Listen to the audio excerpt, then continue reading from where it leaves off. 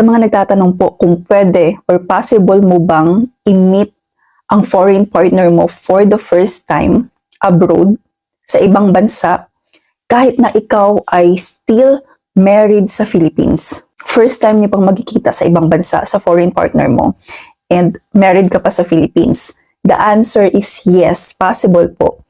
Pero depende po yun sa country of destination. For example na lang, for this video, i-share ko sa inyo yung requirements na sinabit ng client ko na nag-apply po siya ng Schengen visa para i-meet or i-visit yung Lithuanian boyfriend niya sa Lithuania.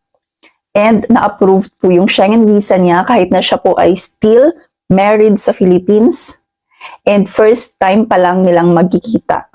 Na-approved yung Schengen visa niya and nakaalis din po talaga siya successfully. So, hindi po siya nagka-problema sa Philippine immigration. Nasa Lithuania na po siya ngayon. I-share ko sa inyo yung mga requirements na sinabit niya para sa Schengen visa niya. So, since Lithuania is part po ng Schengen, so, ang in-applyan niya is Schengen visa, so short stay visa kasi for visit lang naman yung purpose. To be clear, ito po yung background ng client ko. Siya po ay previous OFW, still married, officially married po siya sa Philippines, hindi po siya annulled, pero hiwalay na po sila ng partner niya.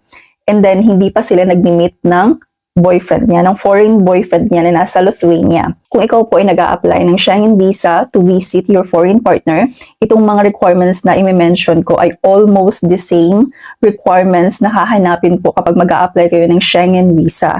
So, panoorin niyo po ito kasi for sure makakatulong po ito kung nag-DIY kayo para sa pag-apply ng Schengen visa.